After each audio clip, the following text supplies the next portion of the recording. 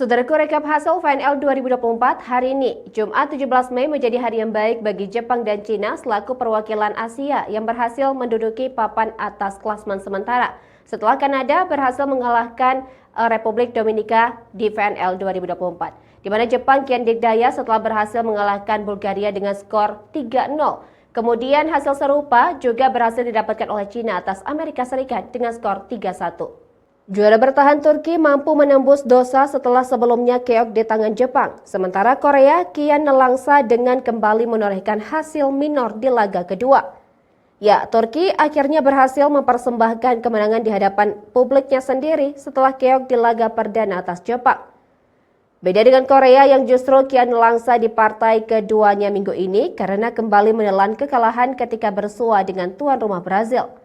Di partai pamungkas, nasib berkebalikan didapat Kanada dan Republik Dominika di laga keduanya.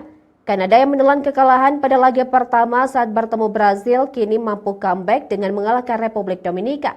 Sebaliknya, Republik Dominika justru apes ketika jumpa Kanada, padahal di laga perdananya berhasil mengalahkan Serbia. Untuk sementara dari torehan hasil hari ini, Cina kian dikdaya di puncak klasmen dan belum sekalipun menelan kekalahan. Urutan kedua klasmen FNL 2024 Putri, ada Brazil selaku tuan rumah yang juga menyapu bersih dua laga awal.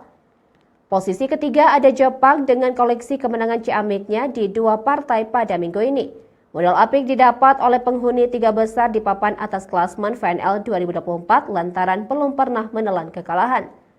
Sementara Korea dan Bulgaria sampai saat ini justru jadi penghuni papan bawah tabel klasmen FNL 2024. Berikut hasil FNL 2024 Putri, Jumat 17 Mei 2024.